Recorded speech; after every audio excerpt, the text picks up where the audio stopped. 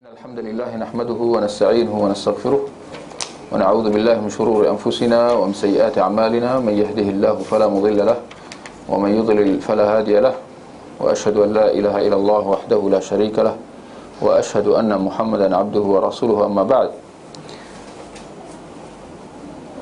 Kita sambung kuliah kita di dalam kitab Syarh Sunnah karangan Imam Al-Barbahari rahimahullah, wafat pada tahun 329 Hijrah. Dan insyaAllah kita pada pagi ini kita akan bacakan perkara yang ke-23. Ya, boleh buka halaman 51. Perkara yang ke-23. Ya, kita lihat perkara yang ke-23 halaman 51. Beriman bahawa syurga adalah benar dan neraka adalah benar. Keduanya adalah makhluk. Syurga berada di langit ketujuh, beratapkan arash. Begitu pula neraka berada di lapis bumi ketujuh, dan keduanya adalah makhluk. Allah mengetahui jumlah penghuni syurga, ya, dan jumlah orang. Baik, ini betulkan terjemahan itu, ya. Allah telah mengetahui, atau Allah mengetahui jumlah penghuni syurga. Tengok terjemahan, ya. Ini kadang-kadang bila terjemahan ni dia kena ada pengamatan sikit. Perhatikan jumlah dia. Allah telah mengetahui jumlah penghuni syurga dan jumlah orang yang akan memasukinya. Boleh nampak tak? Apa beza?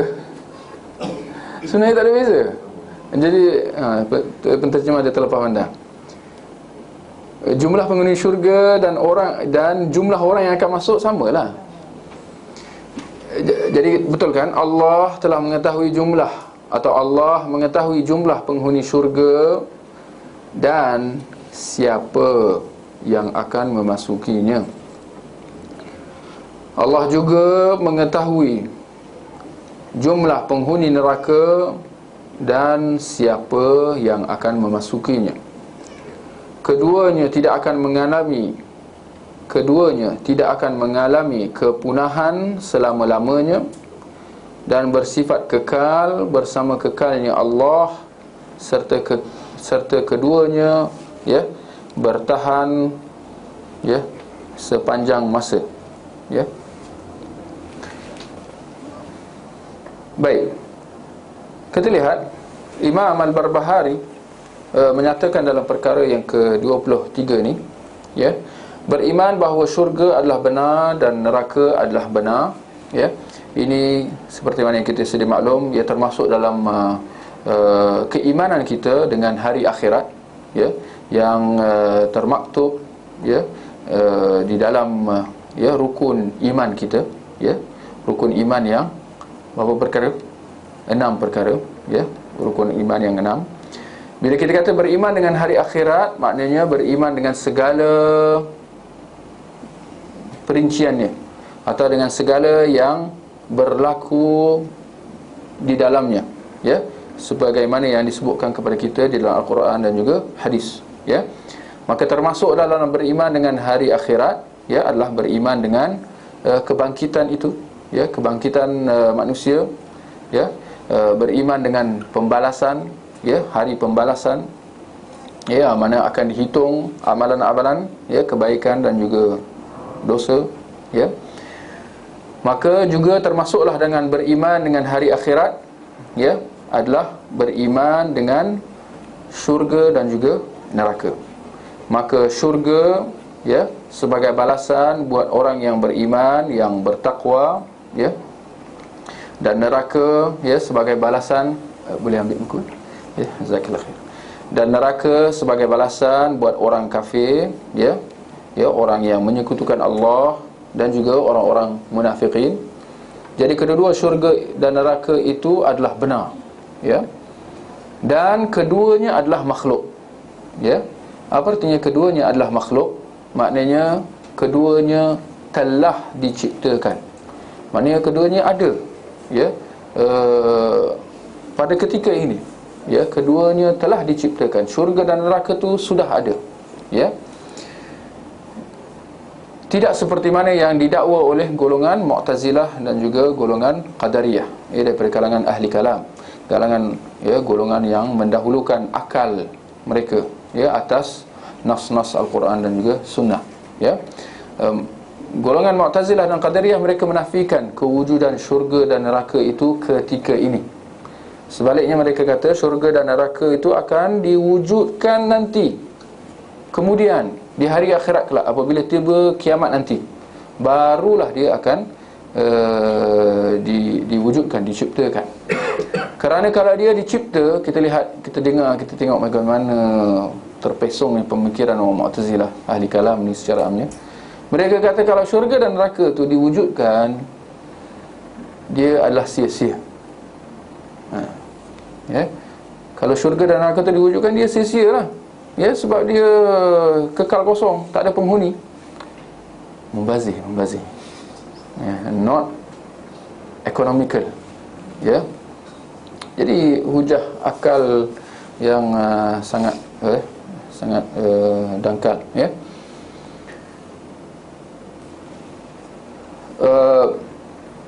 Maka kita mengatakan kefahaman mereka ini adalah batil, kerana kewujudan syurga dan neraka itu sangat jelas, telah disebutkan di dalam Al-Quran dan juga hadis Nabi. Antaranya dalam surah Ali Imran ayat yang ke-133, di mana Allah berfirman, wasari'u ila maghfiratin min rabbikum wa jannah 'arduha as-samawati wal ard u'iddat lil muttaqin. Dan berlumba-lumbalah kamu untuk mendapatkan pengampunan daripada Tuhan kamu, dan syurga yang luasnya seperti langit-langit dan bumi yang telah disediakan, uiddat, yang telah disediakan lil muttaqin, uiddat lil muttaqin, yang telah disediakan untuk orang-orang yang bertakwa.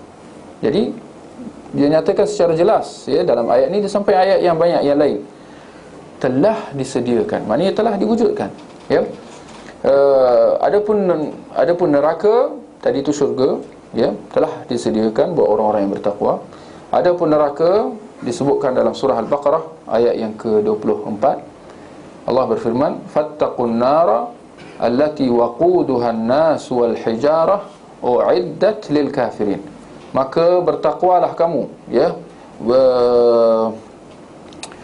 selamatkanlah diri kamu daripada neraka yang bahan bakarnya adalah manusia dan batu, yang telah disediakan buat orang-orang kafir. Sekali lagi Allah kata uiddat lil kafirin, yang telah disediakan untuk orang-orang kafir. Dalam hadis Nabi mengatakan, hadis Bukhari dan Muslim, Nabi mengatakan tentang syurga, hadis qudsi, di mana Allah berkata, u'adadtu li'ibadi as-salihin ma la 'ainun ra'at wa la udhunun sami'at wa la khatara ala qalbi bashar. Aku telah sediakan buat hamba-Ku yang saleh apa yang tidak pernah dilihat oleh mata, tidak pernah didengar oleh telinga, dan tidak pernah terlintas dalam mana-mana hati manusia. Maka Nabi kata apa? Dalam hadis qudsi tadi, Allah mengatakan a'adattu li'ibadi, aku telah sediakan. Nak mengatakan bahawa ini semua petunjuk kuat bahawa syurga dan neraka itu telah wujud. Apatah lagi dalam hadis Bukhari, dalam peristiwa Isra Mi'raj, Nabi mengatakan, kita dengar hadis ni pun berat sikitlah, buat keinsafan kita. Nabi mengatakan, ittala'tu fil jannah, aku dipertontonkan syurga, atau aku melihat ke dalam syurga. Fara'aitu aktsara ahliha al-fuqara, dan aku mendapati kebanyakan penghuninya adalah orang-orang fakir, orang-orang fakir. Wattala'tu fin nar, dan aku dipertontonkan neraka, dan aku melihat ke dalam neraka. Fara'aitu aktsara ahliha an-nisa, dan aku mendapati kebanyakan penghuninya adalah wanita. Kita lihat Nabi telah dipertontonkan syurga dan neraka.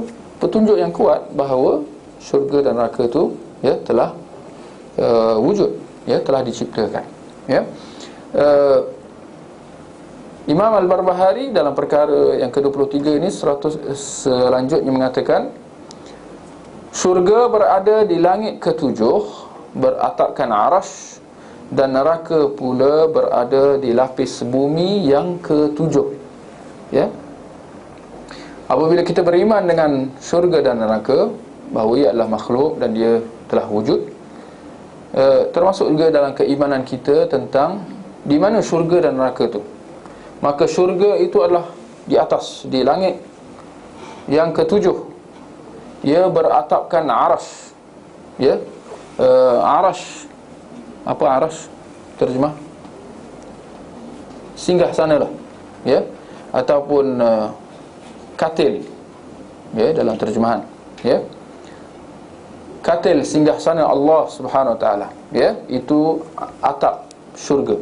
Seperti mana dalam hadis Bukhari, di mana Nabi SAW bersabda, ya, sesungguhnya dalam syurga ada 100 darjat, ya, yang Allah sediakan buat mereka yang berjihad pada jalannya.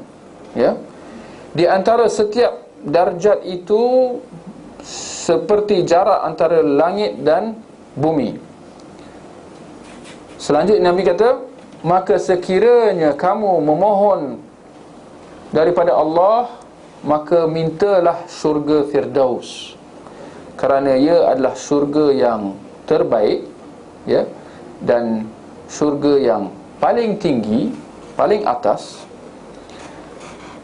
Fauquhu arsyur rahman, di atasnya, di atas syurga Firdaus itu adalah arash Allah Ar-Rahman, Allah, ya.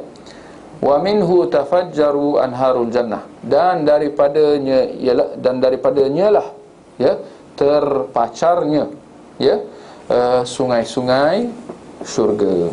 Ya. Baik, itu kedudukan tempat syurga, bahawa dia adalah di langit yang tujuh, beratapkan arash Allah Subhanahu Wa Taala. Adapun neraka, di manakah neraka itu? Ya, kita tak nafikan adanya perbezaan pendapat di dalam masalah tentang di mana neraka itu. Ya, ya. Walau bagaimanapun kita mengatakan petunjuk kuat, ya, tentang kedudukan neraka itu adalah seperti mana yang disebutkan oleh Imam Al-Barbahari tadi, di mana dia kata, dan neraka pula berada di lapis bumi yang ketujuh, di lapis bumi kita ni, ya, yang ketujuh. Ya, hal ini seperti mana yang dapat kita fahami dalam surah Al-Mutaffifin, ya, ayat yang ketujuh, di mana Allah berfirman, kalla inna kitabal fujjari lafi sijjin. Ya, sekali-kali tidak, sesungguhnya kitab orang yang derhaka tersimpan dalam sijjin. Ya, bila diamati, bila dilihat perkataan sijjin, apakah yang dimaksudkan dalam ayat tadi? Bahawa sesungguhnya kitab amalan orang-orang derhaka, yakni orang-orang kafir, tersimpan dalam sijjin. Apa artinya tersimpan dalam sijjin? Ya, para ulama mengatakan bahawa sijjin dia daripada perkataan sijin. Ya, sijin ni maknanya tempat, dari sudut bahasanya maknanya tempat yang sempit. Ya, dalam bahasa Arab bila kata penjara, sijin, kerana penjara tu adalah tempat yang sempit, kan. Jadi sijin tu adalah tempat yang sempit. Ya, yang mana para ulama mengatakan bahawa mereka mengertikan, ya, sijin ni bila tempat yang sempit ni maksudnya apa? Itu adalah neraka Jahannam. Ya,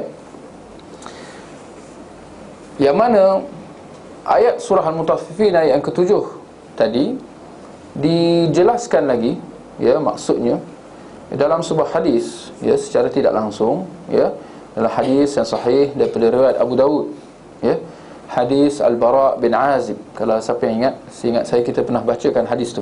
Hadis yang panjang, pernah kita ingat, Hadis Al-Bara' bin Azib tentang keadaan orang yang nak mati, ya.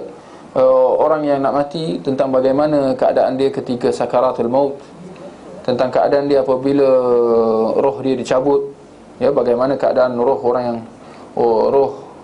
orang yang beriman dan roh orang yang kafir apabila ia dicabut oleh malaikat, ya.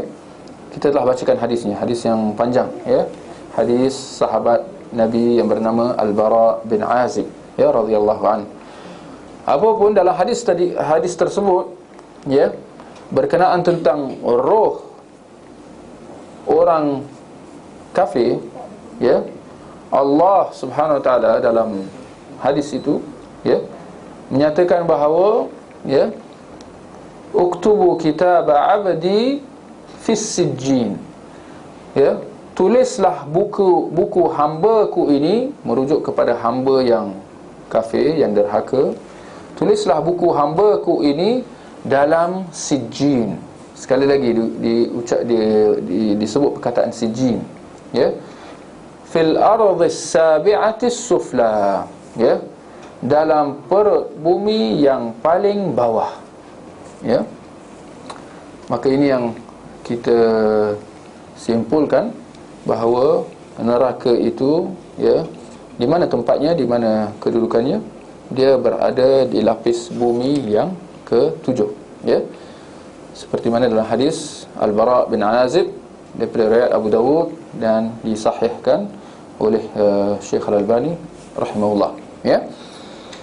Baik, seterusnya Imam Al-Barbahari tadi ada menyebutkan, ya, Allah mengetahui jumlah penghuni syurga dan siapa yang akan memasukinya. Allah juga mengetahui jumlah penghuni neraka dan siapa yang akan memasukinya, ya. Kenyataan Imam Al-Barbahari ini, barangkali kita menyangka bahawa ini sedia maklum ke? InsyaAllah sedia maklum, ya. Tetapi perlu ditegaskan juga, mengenangkan adanya penyimpangan, ya, di kalangan ahli kalam juga, ya, di kalangan Qadariyah, ya, di kalangan pengikut Qadariyah, ya. Fahaman Qadariyah, mereka menafikan ilmu Allah Subhanahu wa taala. Mereka mengatakan bahawa Allah tidak mengetahui sesuatu itu kecuali setelah dia berlaku. Akhirnya macam manusia lah, ya, manusia tak tahu apa yang akan berlaku, kan. Maka mereka mengatakan begitu jugalah terhadap Allah Subhanahu wa taala, ya, wal a'yadzu billah, ya. Kenapa mereka kata macam tu? Sekali lagi, logik, akal mendahului segala-gala. Mereka mengatakan kalau Allah dah tahu, ya, penghuni syurga siapa, penghuni neraka siapa, jadi mereka kata ini adalah satu kezaliman, ya. Allah dah tentukan siapa masuk syurga, siapa masuk neraka. Habis mereka kata apa faedahnya kita di dunia ni? Kalau kita buatlah apa-apa, akhirnya dah ditentukan kedudukan kita, kan. Sekali dengar, betul juga. Ini kita kata, ini bahaya, ya. Ini kita kata perlunya kita memahami akidah Islam, ya. Kita perlu memahami syariat Islam, ya, dengan betul, ya. Kerana jika tidak, kita, ya, boleh terpesong dengan, ya, syubhat-syubhat, ya, pemikiran-pemikiran yang menyimpang, seperti mana akidah orang-orang Qadariyah, ya, yang menafikan qada dan qadar, ya, menafikan ilmu Allah, ketentuan Allah, ya. Maka kita kata ilmu Allah meliputi segala-gala. Allah Maha mengetahui, ya, Maha berilmu. Allah mengetahui sesuatu itu sebelum ia berlaku, ketika ia berlaku, apatah lagi selepas ia berlaku. Sejak dahulu sehinggalah selama-lamanya. Bahkan ketetapan sesuatu itu, ketetapan takdir sesuatu itu telah ditentukan, seperti mana dalam hadis Nabi sallallahu alaihi wasallam, ya, di mana dinyatakan bahawa takdir setiap yang akan wujud di dunia ni, ya, telah ditentukan, telah ditulis dalam Lauhul Mahfuz sebelum terciptanya langit dan bumi selama 50,000 tahun. Sebelum tercipta langit dan bumi selama 50,000 tahun telah ditetapkan, telah ditulis Allah telah memerintahkan pena qalam untuk menulis setiap takdir yang akan, atau setiap takdir satu makhluk itu, ya, manusia dan segala-gala yang lain, ya, daripada awal penciptaan sehinggalah ke hari kiamat, ya, telah ditentukan takdirnya, ya. Lalu Imam Al-Barbahari kata, keduanya tidak akan punah, kedua syurga dan neraka tadi tidak akan punah selama-lamanya dan akan kekal bersama. Ia akan kekal, syurga dan neraka akan kekal bersama kekalnya Allah, ya. Dan Allah maha apa? Maha kekal. Boleh? Ya. Dan Allah, ya, tidak ada awal dan tidak ada akhirnya, ya. Allah selama-lamanya wujud, ya. Jadi, dan akan kekal, kedua syurga dan neraka akan kekal bersama kekalnya Allah dan akan bertahan selama-lamanya, ya. Syurga dan neraka itu akan kekal, ya. Ini juga ada juga perbezaan pendapat. Ada juga pendapat yang mengatakan bahawa syurga dan neraka ni sementara juga, kerana mereka dengar syubhat, ya. Kena jawab ni. Kerana ada pendapat kata syurga dan neraka ni sementara, maknanya di akhirat kelak apabila penghuni syurga masuk syurga, penghuni neraka masuk neraka, walaiyazubillah, mereka kata keberadaan mereka dalam syurga dan neraka tu sementara juga. Kenapa? Mereka kata kalau selama-lamanya ini dah sama dengan Allah. Kalau selama-lamanya syurga dan neraka selama-lamanya, ini sekali-kali nak cuba fikir kat ni, logik akal ni yang jadinya. Kalau selama-lama syurga dan neraka tu, maknanya jadi macam Allah lah. Kerana Allah tidak ada permulaan dan tidak ada kesudahan, kan? Kalau kita kata syurga dan neraka pun tak ada kesudahan, maknanya penghuni syurga boleh bayangkan? Tak boleh bayang juga lah. Kita penghuni syurga duduk dalam syurga selama-lamanya, tak mati-mati. Mulalah, tak boring ke? Macam-macam lah, kan? Kalau neraka, alamak, kan? Tak boleh bayang, kan? Bila kita lihat penghuni syurga, penghuni neraka kekal di dalam neraka selama-lamanya, dahsyat, berat, pedih sangat-sangat. Itu daripada satu sudut lah. Sudut yang lain mereka kata itulah sama dengan kekalnya Allah selama-lamanya. Apa nak jawab? Allah izinkan. Ya? Allah izinkan kekal. Allah izinkan kekalnya syurga dan neraka. Maknanya tambah lagi lah, kena explain. Ya? Baik, saya olah soalan tu. Bila kita kata syurga dan neraka akan kekal selama-lamanya, adakah sama dengan apabila kita mengatakan bahawa Allah akan kekal selama-lamanya? Tak sama. Tak sama macam mana? Semua akhirnya kekal selama-lamanya sama. Kenapa tak sama? Sebab wujudan syurga dan neraka itu atas kehendak Allah. Barakallahu fiik, ya. Itu jawapan dia, ulama. Ya. Bila kita kata kekalnya syurga dan neraka tak sama dengan kekalnya Allah Subhanahu Wa Taala, kerana kekalnya Allah adalah dengan sendirinya. Allah kekal tanpa perlu kepada apa-apa. Berbanding dengan syurga dan neraka, bila kita kata dia akan kekal selama-lamanya, dia kekal dengan kehendak Allah, dengan izin Allah. Maka di situ beza segala beza. Dia kekal tu kerana Allah bagi dia kekal. Berbeza dengan Allah kekal, dia tidak perlu kepada keizinan ataupun kehendak sesiapa. Allah kekal dengan sendirinya. Berbanding dengan syurga dan neraka, dia hanya kekal kerana dia diizinkan oleh Allah Subhanahu wa taala, ya. Walau apa pun, ya, seperti mana kata Imam Al-Barbahari, ya, kedua syurga dan neraka tidak akan punah selama-lamanya dan akan kekal bersama kekalnya. Sebab itu Imam Al-Barbahari pun dah kata dah, bersama kekalnya Allah. Itu sebenarnya dah menjawab sebenarnya syubhat tadi tu. Dia kekal bersama kekalnya Allah Subhanahu Wa Taala. Maknanya dia bukan kekal dengan sendirinya. Dia kekal bersama kekalnya Allah Subhanahu Wa Taala. Ya. Keberkekalan syurga dan neraka, hal ini dinyatakan dengan jelas, ya, di dalam Al-Quran, ya.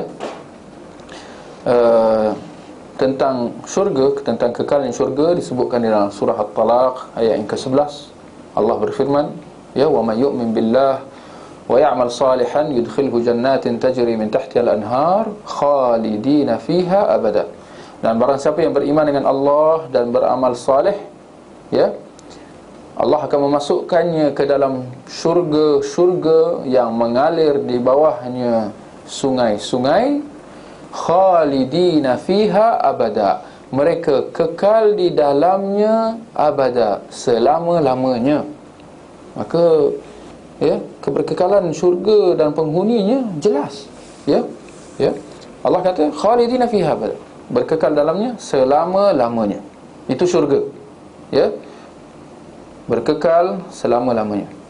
Juga neraka, ya, disebutkan dalam surah Al-Jin ayat yang ke-23, wa may ya'sillaha wa rasulahu fa inna lahu nara jahannama khalidina fiha abada.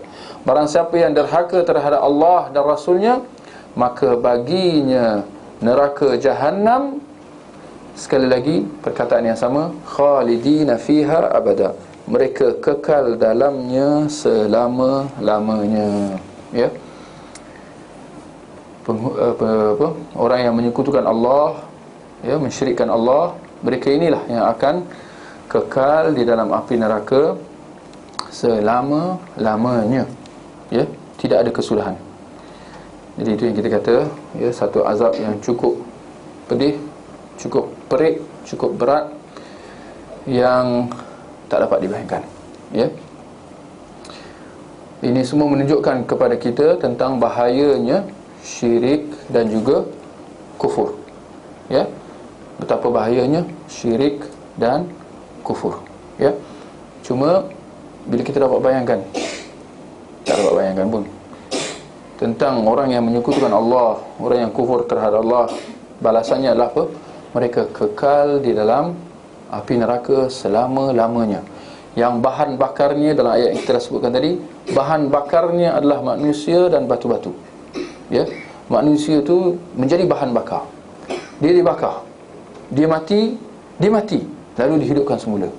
Kulitnya hancur, tapi lalu dijadikan semula seperti sedia kala, berulang dan berulang selama-lamanya. Ya. Bahaya syirik dan juga kufur. Di samping syirik dan kufur, juga seperti mana hadis Nabi sallallahu alaihi wasallam, ya, nak mengatakan adik-beradik syirik dan kufur, ya, atau apa yang diistilahkan sebagai syirik yang tersembunyi adalah apa? Riya, sifat riya. Ya, seperti mana dalam hadis yang diriwayatkan oleh Ibnu Majah, Nabi mengatakan bahawa, mahukah kalian aku ceritakan, aku khabarkan kepada kamu apa yang aku khawatirkan ke atas kamu, ya, lebih daripada apa yang aku khawatirkan ke atas kamu tentang Masih, tentang Dajjal. Ya, yakni aku lebih khawatir akan ia lebih daripada Dajjal. Ya, lalu Nabi mengatakan itulah dia asyirkul khafi, ya, syirik yang tersembunyi. Ya, lalu Nabi menjelaskan, iaitu dengan seseorang itu bangkit solat, lalu dia mencantikkan solatnya kerana, ya, melihat, kerana ada manusia yang melihatnya, kerana ada pandangan mata yang melihatnya, maka kerana itu dia mencantikkan solatnya. Maka itu dikategorikan sebagai syirik. Itu diistilahkan sebagai riya, yang diistilahkan sebagai syirik yang tersembunyi. Apa artinya syirik yang tersembunyi? Maknanya seorang itu boleh jatuh dalam syirik.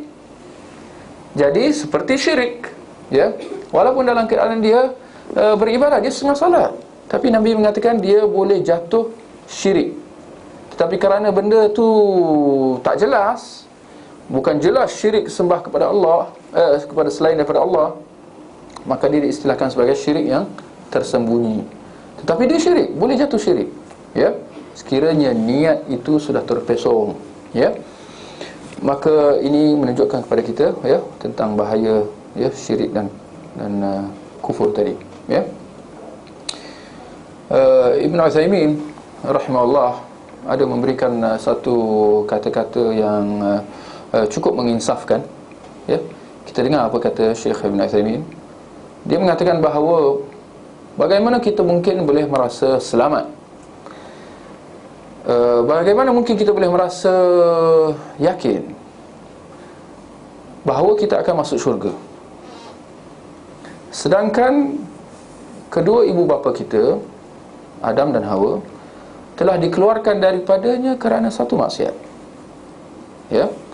Kedua ibu bapa kita telah dikeluarkan daripadanya, daripada syurga, kerana perbuatan satu maksiat, ya. Mereka dikeluarkan. Maka bagaimana kita boleh merasa yakin kita akan masuk syurga itu dengan dosa-dosa, ya, dengan ya, kesalahan-kesalahan, ya, kelalaian kita dalam mengerjakan suruhan-suruhan Allah dan menjauhi larangan-larangan dia. Masakan kita boleh merasa yakin dan tenang bahawa kita akan masuk syurga, ya. Baik. Maka kerana itu kalau kita lihat, kita merasa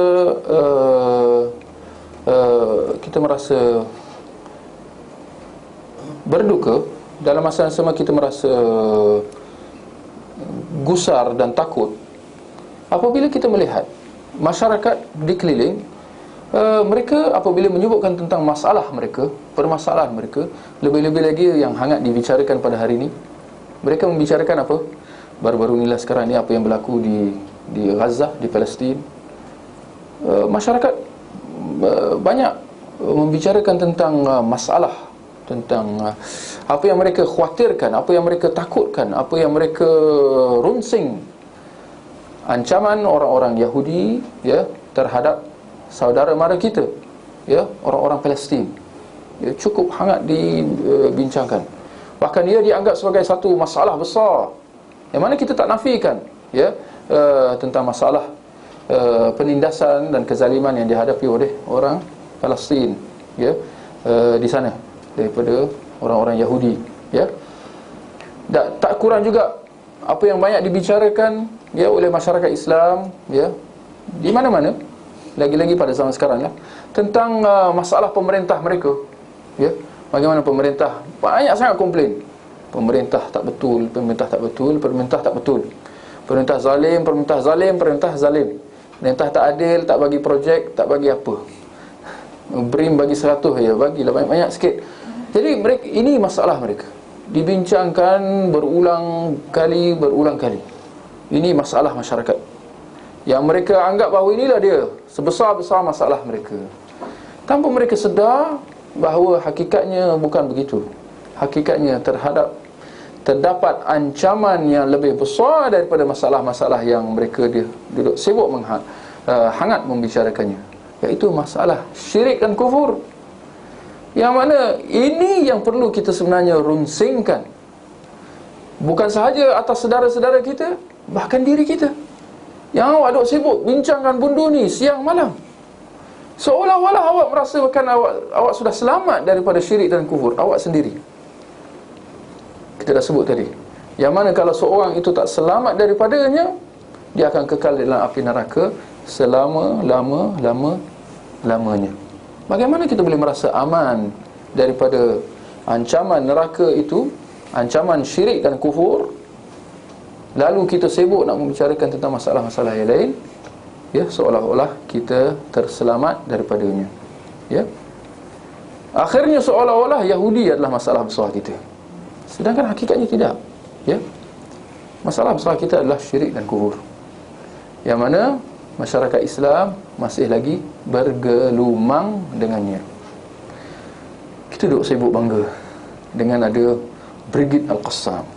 Ni sikit, cuit sikit dah ni. Palestin, mereka berjuang, mereka berjihad, dan mereka ada kekuatan, mereka ada persediaan. Jangan kita, tak tahu dia nak kata apa, jangan kita khawatir, jangan kita takut. Mereka ada kekuatan, mereka ada senjata-senjata, ya, mereka ada pasukan, persediaan. Mereka ada Brigade Al-Qassam. Brigade Al-Qassam ni, bila dia nak sebut kehebatan Brigade Al-Qassam ni, ini benda yang sensitif ni, nanti dia kena edit lah.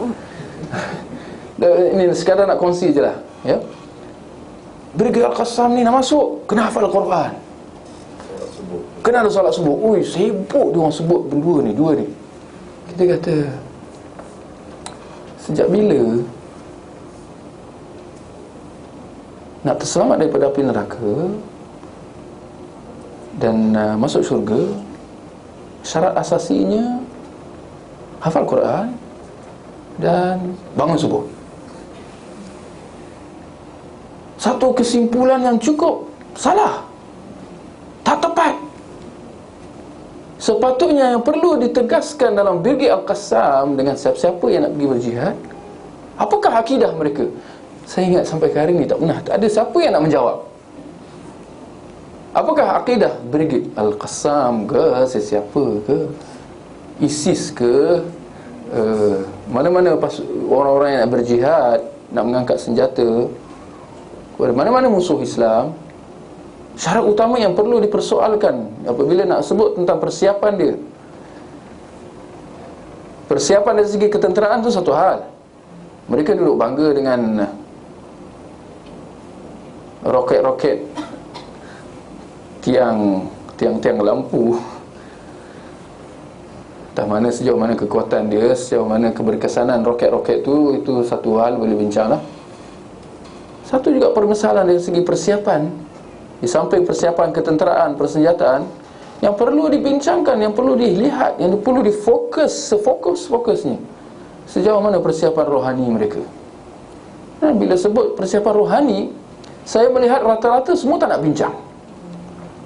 Rata-rata semua mereka yang nak berbincang tentang konflik di Palestin, tak ada satu pun yang tak ada saya tak tahu kenapa dia orang ni sengaja ke, tak tahu ke.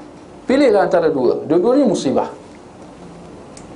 Ya, kalau sengaja itu musibahnya lebih besar lah daripada orang yang tak sengaja.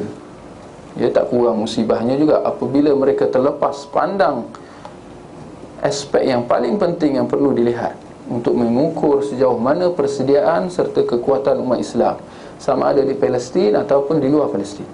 Sejauh mana kedudukan akidah mereka. Maka kita mendapati bahawa bila kita sebut akidah, apa akidah yang benar, akidah yang selamat, apa?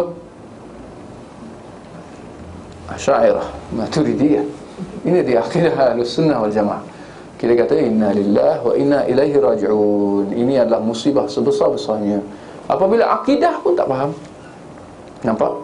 Maka kita kena jawab, apa akidah mereka yang sedang mendukung jihad pada hari ini, tak kira di Palestin, di Syria ataupun di Iraq, untuk kalau kita nak menyatakan sokongan kita terhadap mereka, ya, kalau kita nak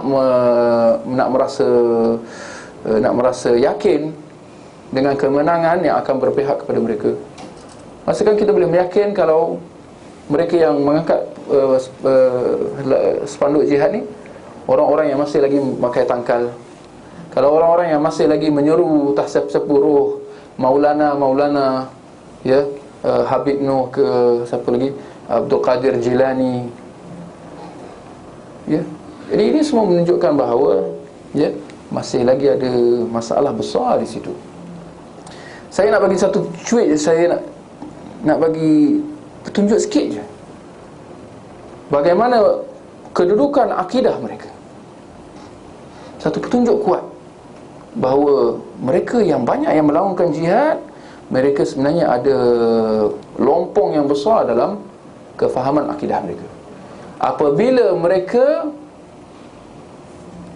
secara yakin dan pasti menyebut tentang orang yang tergugur di medan perang, yang kita harapkan mereka syahid, tetapi mereka menyatakan secara yakin syahid si fulan, syahid si fulan. Tak kira di Palestin, di Iraq, di Syria, kita melihat masalah yang sama berlaku. Siapa-siapa yang tergugur syahid, syahid si fulan, semoga Allah merahmati dia, secara yakin dan pasti. Yang mana hal ini menyalahi akidah. Ini masalah akidah. Bagaimana kita boleh secara yakin dan pasti menganggap bahawa dia mati syahid? Kerana apa maksud mati syahid? Maknanya dia masuk syurga. Bagaimana mungkin kita secara yakin dan pasti kata dia ni masuk syurga? Seolah-olah kita sudah mengambil alih kedudukan Allah Subhanahu Wa Taala. Yang mana Allah sahaja yang menentukan siapa yang masuk syurga dan siapa yang masuk neraka. Tak kira apa pun amalan dia. Barangkali dia mengangkat spanduk jihad, barangkali dia melakukan jihad, siapa yang memberi jaminan bahawa akidah dia selamat? Ya, insyaAllah sekadar nak cuit je lah perhatian. Ya, boleh insyaAllah. Saya kira kita ada soalan pertanyaan.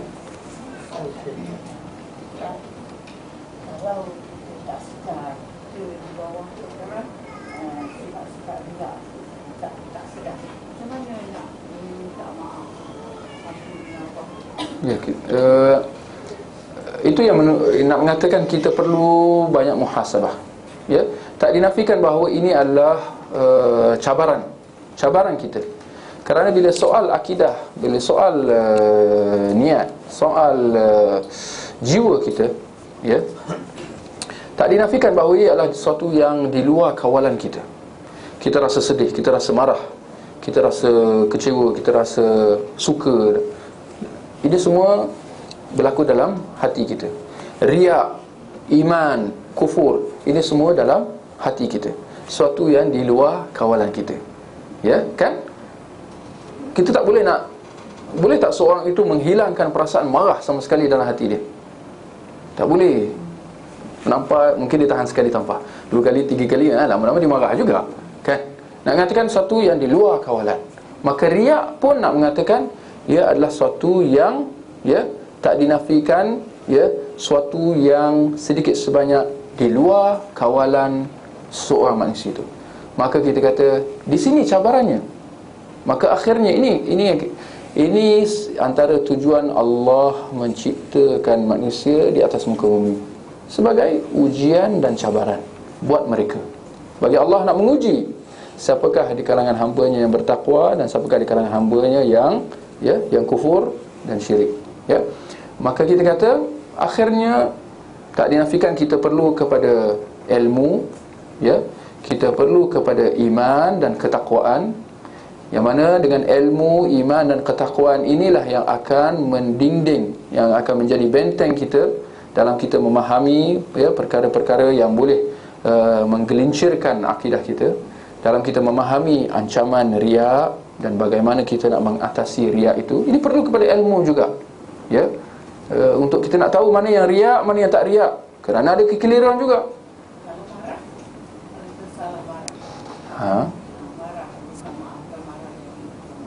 Marah manusia ke apa? Marah Allah satu hal lah. Sesama manusia, ya, minta maaf, ya. Kalau berdosa dengan Allah, ya, kita beristighfar, ya. Kita beristighfar, minta keampunan banyak-banyak daripada Allah. Itu dengan hubungan kita dengan Allah. Dengan manusia kita, ya,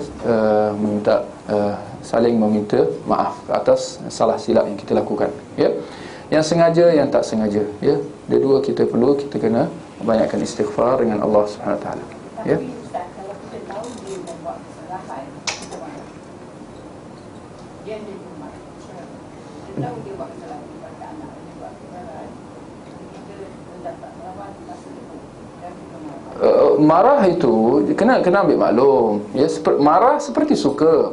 Dia bukan semua baik, bukan semua buruk, ya. Bergantung kepada sebabnya.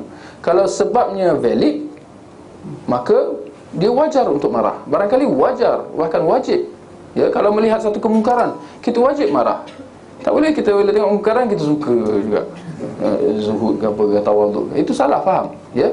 Jadi ada kala kita perlu marah, ada kala kita boleh suka. Jadi kedua-duanya kena pada tempatnya, ya.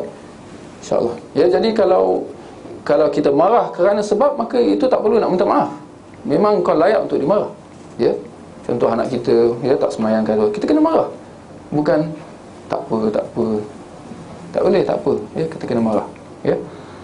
Baik, insya-Allah. Soalan terakhir lah. Ya. About the people fighting in Palestine. I have Facebook some. I came across some people.